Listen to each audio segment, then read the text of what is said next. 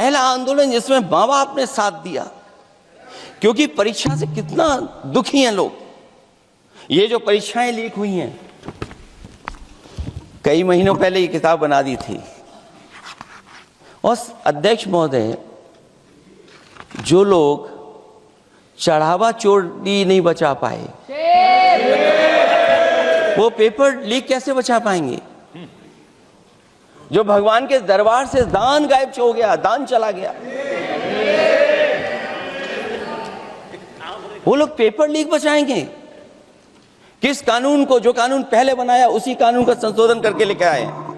किसकी आंखों में आप धूल झोंक रहे हैं? और अगर कानून से बच रहा होता तो भाजपा की 10 साल की सरकार में 20 परीक्षाएं कैसे लीक हो गई? 20 परीक्षाएं लीक हुई अध्यक्ष महोदय, जिसमें कोर्ट तक जाना पड़ा, उसके बाद परीक्षा रद्द हुई है। दरोगा भर्ती का पेपर लीक हो गया, जूनियर इंजीनियरिंग के भर्ती का पेपर लीक हो गया, ग्राम विकास पंचायत अधिकारी का पर्चा लीक हो गया, नलकूप चालक भर्ती का, यूपी टीईटी का परीक्षा लीक हुआ, और एक बार नहीं हुआ 3 बार पेपर लीक हुआ यूपी टेट का। हाई स्कूल बोर्ड का परीक्षा लीक कर दिया, इंटरमीडिएट की बोर्ड की परीक्षा लीक हुई, इंटरमीडिएट का फिर परीक्षा का लीक हुआ, कई बार हुई, सिपाही भर्ती लीक हुई। आप सोचिए कितनी परीक्षाएं लीक हुई हैं। और नीट परीक्षा कोई पहली बार लीक नहीं हुई, दोबारा लीक हो गई, कानून बनने के बाद लीक हुई। सहायक प्रोफेसर भर्ती लीक है, लेखपाल भर्ती लीक हुई। यूपी जैसे स्टेट, जो सबसे बड़ा स्टेट है, जहां से प्रधानमंत्री चुन करके आते हैं, वहां तक पेपर लीक हो जा रहा है। और जो संस्था परीक्षा एग्जामिनेशन करा रही है, वो एनटीए में भी आउटसोर्स कर दिया आपने। हम विपक्ष के लोगों को तो डर ये लगता है अध्यक्ष महोदय, कहीं ऐसा ना हो कि ये पूरी सरकार को आउटसोर्स कर दें। आउटसोर्स सरकार है, जो सबसे विश्वसनीय संस्था है, उसमें आउटसोर्स पे आपने कर्मचारी को रखा हुआ है। किस बात की जवाबदेही है? यही अकाउंटेबिलिटी है आपकी? कहीं अकाउंटेबिलिटी ये तो नहीं है, आप अकाउंटेबिलिटी को ये कहीं समझ बैठे हो कि अकाउंट को भर दे वो एबिलिटी वाला ही हमें चाहिए? कहीं वो अकाउंटेबिलिटी तो नहीं है। आप बताइए, एनटीए को आउटसोर्स किया हुआ है आपने। जिस संस्था की जिम्मेदारी है महत्वपूर्ण परीक्षा कराने की, उसमें सब आउटसोर्स।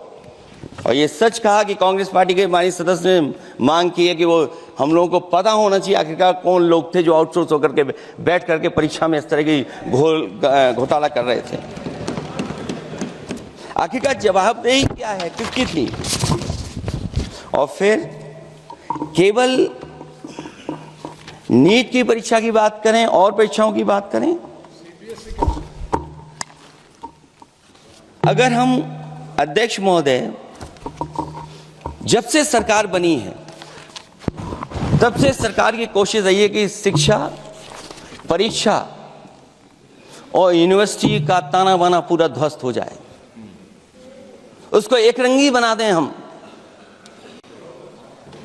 उसमें अंडरग्राउंड अनरजिस्टर्ड लोग शामिल हो जाएं। ये पिछले जब से भारतीय जनता पार्टी की सरकार आई है तब से हो रहा है। और फिर शुरुआत कहां से होती है? क्योंकि आप नहीं चाहते कि देश के गरीब लोग पढ़े लिखें, आगे बढ़ें। सरकार ने सबसे पहले हमला किया प्राइमरी स्कूल पर, और प्राइमरी स्कूल कितने बंद किए हैं आपने? जहां से बच्चे की शिक्षा की यात्रा शुरू होती है।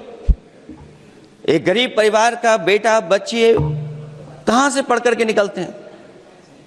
सबसे पहले प्राथमिक शिक्षा सरकारी स्कूलों से पढ़ करके निकलते हैं। हमारे बहुत सारे माननीय सदस्य होंगे, वो उन्हीं प्राथमिक विद्यालयों से पढ़ करके आज इस सदन तक पहुंचे होंगे। आपने सबसे पहले स्कूलों पे हमला किया। और प्राइमरी से लेकर के नौकरी तक पे आपने हमला किया है। युवाओं के भविष्य पर आपने चोट पहुंचाने का काम किया है। और जो प्राइमरी स्कूल जो आपने बंद किए हैं वो इसीलिए बंद किए हैं आपने कि पिछड़े, दलित और गरीब के वर्ग के परिवारों के बच्चे पढ़ लिख न जाएं। क्योंकि आज भी अगर हम देखते हैं प्राइमरी स्कूल में कौन पढ़ने जा रहा है, सबसे समाज के गरीब परिवार के बच्चे पढ़ करने जा रहे हैं। सबसे पहला हमला आपने वही किया और इसीलिए किया क्योंकि नींव पर ही अगर हमला होगा तो ये आगे नहीं बढ़ पाएंगे। जो आंकड़े सरकार के बताए गए हैं, 1 लाख से ज्यादा सरकारी प्राइमरी स्कूल बंद कर दिए सरकार ने। और अगर ये बात गलत है तो हमें उम्मीद है सरकार इस पर भी जवाब देगी।